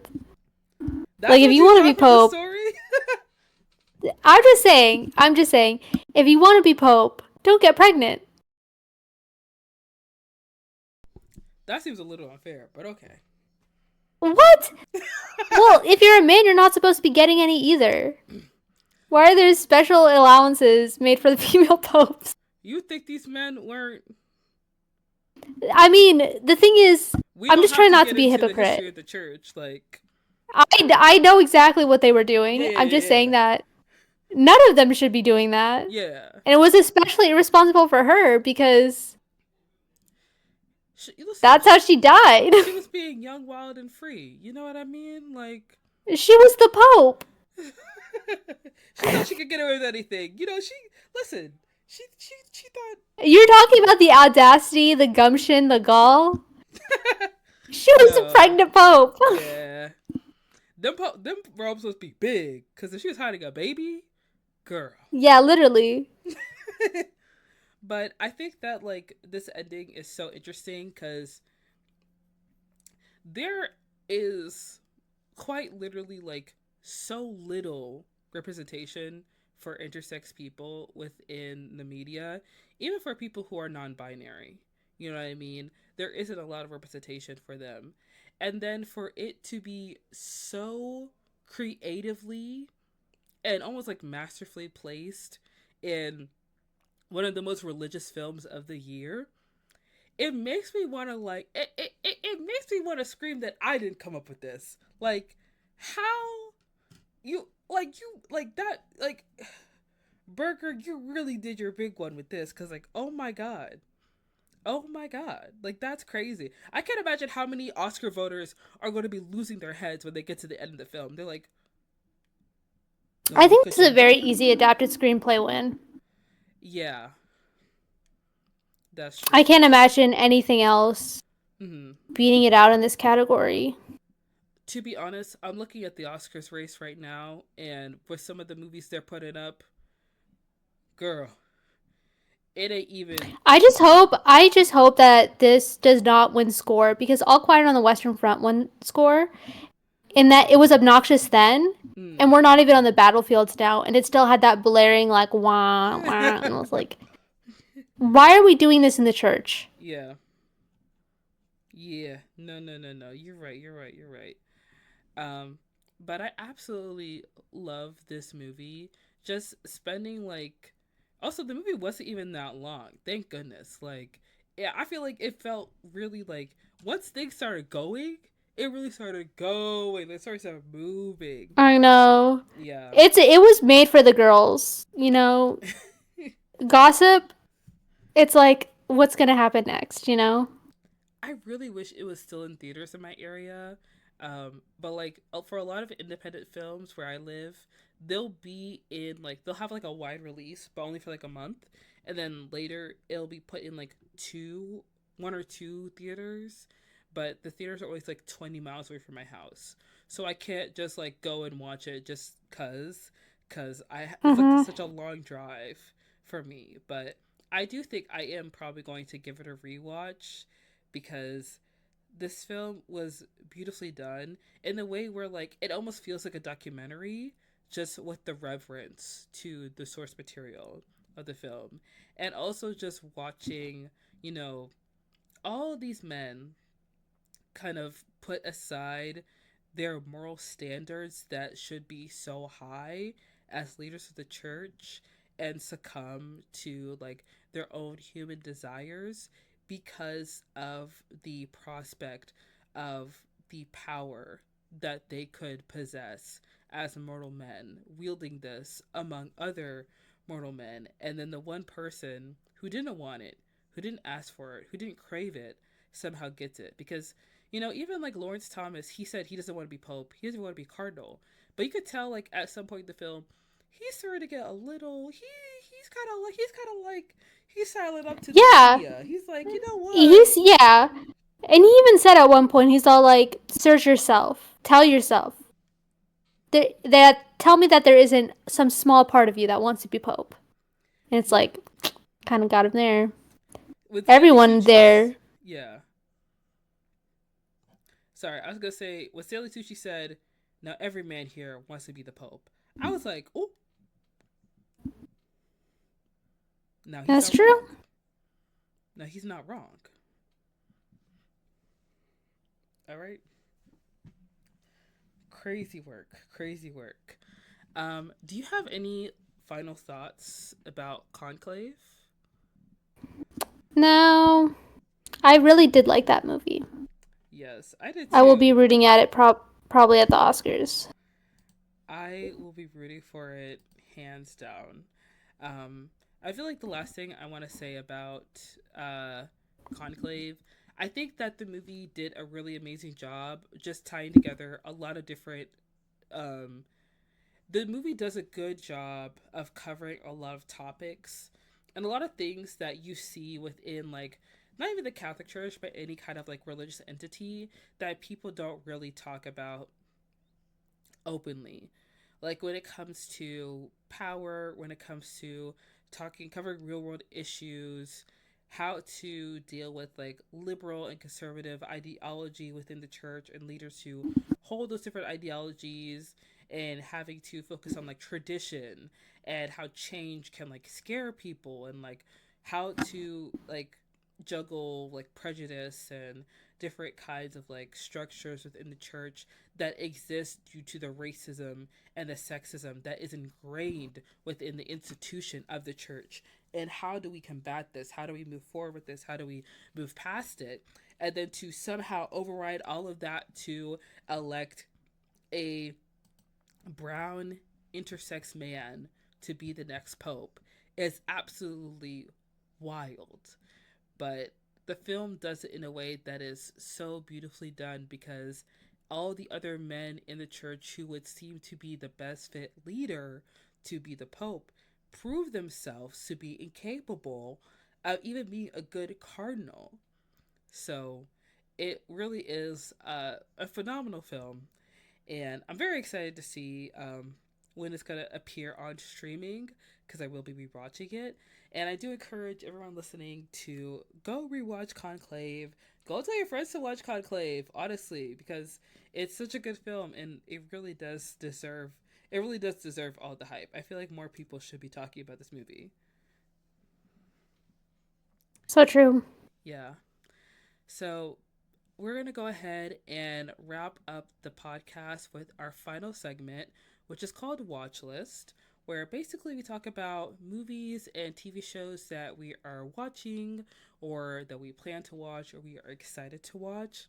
And one movie I am excited to watch is Wicked because before Wicked was coming out, everyone was like, Wicked's gonna flop. It's so bad. It's not good. And now that it's out, everyone's like, oh my gosh, it's amazing. And me, I love musicals. I'm gonna give it a shot. I'm gonna see what it's giving. I'm gonna see how good it is. I do want to watch it with a friend, but nobody I know likes musicals, which is very annoying to me. But we'll figure it out. But Wicked is something I am going to watch. Also, Don't Move on Netflix is on my watch list, and it's a new horror movie. And girl, Netflix has actually been doing pretty good with horror movies. It's What's Inside was another horror movie they released that was very confusing, but also very good and like very intriguing and like really scary. And there are a lot of animated shows on Netflix that are getting new seasons coming this December that I have to catch up on. One namely being Arcane, of course, and then there are other ones like the Dragon Prince, Blood of Zeus, Castlevania is a show I'm picking back up again because I did start watching it earlier in the year and then I dropped off of it because I started watching other things. But I'm going to start rewatching it again because I love a lot of Netflix's like animated fantasy shows because they do it right. And also, the animation shows mainly fly under the radar, so I get full seasons, girl. No cancellations. Thank you, Lord. So I'm gonna be picking up all of those in the coming weeks as Christmas rolls around, and we slow down on the uptick. Is there anything that you're watching right now, Bean, that you'd like to share with people, or anything that you're interested in or excited to watch that's coming out soon?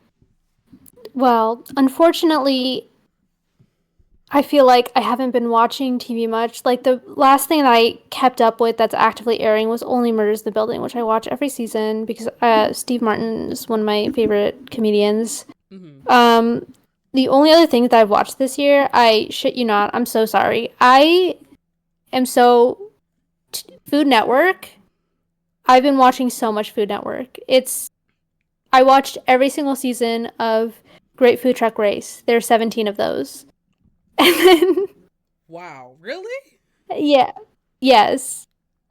It's serious. Like I could go and name my favorite, like all my favorites, and then rank the seasons. It was like something so serious to me. And I got done, I was like, what left? And then I started watching I watched like I like the themed baking competitions, like Halloween Wars. Not Halloween Wars, sorry, that's different. The Halloween baking competition. There are multiple. The Halloween baking competition. Have you Do you have ever a question? seen Have you ever seen Crime Scene Kitchen? Yes, I was going to talk about that. Okay. I just recently caught up with Crime Scene Kitchen. Mm-hmm. That show, I think if I could recommend a cooking show to people, it would be that one just because it's so interesting to watch. Mm-hmm. It's so interesting to see people like get it right or wrong. Like I'm pretty sure the first episode of the second season, there was this guy, he goes in, he doesn't like check any of the clues. He's like, very obviously a donut was made here. Very obviously. And his partner was like, are you sure? Because I'm getting the sense that maybe it was not a donut. Maybe it was a cannoli, because cannolis are also deep fried. Maybe it was not a donut. And he was like, no, I'm Italian. If it was a cannoli, I'd know. It was definitely a donut. At the end of the day, they were the only team who did the donut, and the dessert was a cannoli. And I was like, damn. Oh my gosh, I hate people who are cocky in competition shows. Like they're I like, know, and come yeah, so on. it's like sometimes you just feel so bad for people because they miss like an obvious clue, and you're like, Mm-hmm. oh, this is the difference between you going home and you staying. And then sometimes you see like the most bullheaded people, and then sometimes you see people who are just clueless. Like they Mm-hmm. just go in and they just don't know how to read clues. Yeah. And then sometimes there are like hints that are like really, really hard. There were just like there was this one, they had to make Madeleines and not a single person made a Madeline. That was the fault of production. They Oh just they no. messed that one up. But yeah, that is such a good show. Crime Scene Kitchen. I like Crime Scene Kitchen, and I also watched one that was called Last Bite Hotel, and it was hosted by the because Crime Scene Kitchen is hosted by Joel Mikhail. McHale. Yeah. Yeah, which is he's actually good as a host. Mm-hmm. Crime Scene The Last Bite Hotel was more of a spooky Halloween one, and that was hosted by Titus. I forget his last name. Titus Burgess. Yes. That it Oh. was weird. It was like the premise of that show was that they invited a bunch of people to come and cook for a week, and they could only bring 13 ingredients.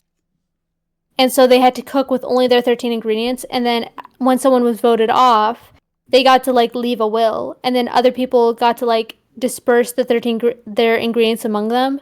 So it was like a strategy Oh. game more than anything else. And that was like that was like more highbrow. You know, there was like actual like fine dining expertise happening in that one. That's another show that I feel like even if you don't like cooking shows, I think that that one was still interesting because there was a lot of strategy in it. Wait. I Um, want to watch that one. What is it called? The Last Bite Motel? Last Bite Hotel. Oh my gosh, I'm gonna watch that. I'm Yeah, absolutely that gonna one was watch that. crazy. I need to take a note of that right real quick. Because some people came in and you looked at their ingredients list and you're like, why don't you have like a carb, you know, like because some people brought rice, some people brought flour, and some people like there were some people who just brought in like the weirdest ingredients, and you're like, what are you gonna do? Mm-hmm. Yeah, that was a good one. Okay. I have to It was really say, quick. I was actually gonna watch Crime Scene Kitchen. I started watching it and like I only started watching it because at one point I had a crush on Joel McHale because I started rewatching Of Community. course. All right, not too much. Not too much. Sorry, did I cut you off? I feel like I cut you off. No, continue. No, I was just saying I had a crush on Joel McHale. That's why I started watching That's it. all you had to share. I thought you were gonna give your opinions, like, oh, I watched the first episode and I thought it was interesting because of XYZ. I'm not gonna But lie, that's it. I did enjoy it. I did like it. There was another show that was on Max that I think was similar to it, but I can't remember the name. But Crime Scene Kitchen is actually like was so good because um it's on Fox. And a lot of times when Fox has these new shows that are very clearly for like the older crowd, sometimes the concepts aren't good. It's just like, oh, what if you had people guessing lyrics to a song, they had to finish the rest of it, and we have Randy Jackson, hosting the show. It's like, okay, girl, we get it. Like, what if we had a show where people built Legos? Oh, what if we had a show where people did pottery? Like, and then you have Amy Poehler and Rod Swanson hosting it. I know it's not Rod Swanson, it's Nick Offerman. But it was like, okay, girl, we get it. Like, y'all kind of just cobbled this show together. But Crime Scene Kitchen is actually No, that that's girl. good. Listen, I've watched many a Food Network in my time. Mm-hmm. I've watched many Food Network. Cutthroat Kitchen will always be the best in my Oh, mind. Cutthroat Kitchen is good. Cutthroat Kitchen is so good, but it's very easy to make a competition boring. I feel like I never got behind Guys Grocery Games. I never got behind, um, what's that other one? Mm. Maybe I should watch Top Chef. I don't think I gave it a fair shake. Beat Bobby Flay, boring. Mm. But I do think Crime Scene Kitchen is that girl. Other than Crime Scene Kitchen, the only cooking show that I've watched like in full is Worst Cooks in America, just because that show is unbelievably like mind-bendingly frustrating. Because how do you not know how to cook potatoes? How do you not know how to boil water? I really be losing my mind when I see people like messing up the most simplest things. Like, how do y'all live? How do you Well, survive? actually, on one of the seasons of Great Food Truck Race, there were 3 people who met on Worst Cooks in America and then entered Great Food Trucks with their own food truck after learning how to cook. That's crazy. I know. That. They made it a couple episodes. Oh my gosh, really? Yeah, the thing about Great Food Truck Race is that it's less about cooking than a lot of other shows. And depending on the season, there's more or less like technical work that goes into it because sometimes people get bonuses on how well they can cook. Mm-hmm. But a lot of it is strategy. It's like being able to go to an, because the way it works is that there's all these food trucks. Sometimes the people know how to work the food truck, sometimes they don't, depending on what season it is. And they go in, and whoever makes the most money in a city wins the city, and whoever makes the least money is like voted off the island. Mm-hmm. So a lot of it is strategy. It's like, do you know where to park? How cost effective are the items that you're buying? Right. How fast can you get the food out?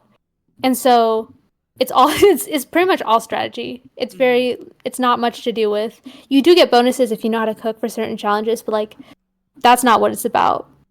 Yeah. It's mainly about like how business savvy and how like well can you think ahead if you're someone who runs a food truck. Yeah, and a lot of the recent success is social media. So like food trucks will like get on social media and start marketing themselves really, really, really hard ahead of the competition. And then that gets them. And then so when they get to a city, everyone has heard about them and they like just line up. I like that. You know, watching food shows like watching Worst Cooks of America reminded me of this YouTube show. You know the Try Guys, right? Yeah. Have you ever seen Without a Recipe? No. Okay. It's basically their show that they do where they make things without a recipe. And at first it was like the Try Guys. They started it when they were under BuzzFeed, and then they started their own company, and then it was like the 4 of them trying to make like bread, bagels, they're trying to make like burritos, they're trying to make like ramen. And eventually, after Ned left, of course, they started having like guest chefs on the show. And it's really, really funny, but also like it's low-key bad because it seems like they just don't know what they're doing. Like none of these people know how to cook. Even though Ned had a cookbook at one point, but still he was like awful. He was like the better of everybody on the show, but he wasn't that much better. They were all bad. Like they're all like terrible. So I remember watching that show and just thinking like, oh girl, like this is bad. You talking about it reminded me that like at one point I did want to make like a YouTube video essay about Without a Recipe and being like, what is the point of this show if y'all are gonna get better at this? Like, why are we wasting my time? You know? Yeah, you have to learn. Like like literally. And it's crazy to me, like, do you not know how to like make a bagel? Like I think bagels aren't that complicated, I feel. Also, at one point they had to learn how to make mac and cheese. And I was like, okay, who doesn't know how to make mac and cheese? I'm saying. I'm literally saying. Like, I'm sorry, even if you don't know how to make a roux, you just combined milk and cheese and you'll still get something that's edible. Also, they had to learn how to make muffins. And like muffins are hard with a recipe, but like when you watch the show, you can tell like these people are messing up on purpose. Like I don't know if my blood pressure can take that.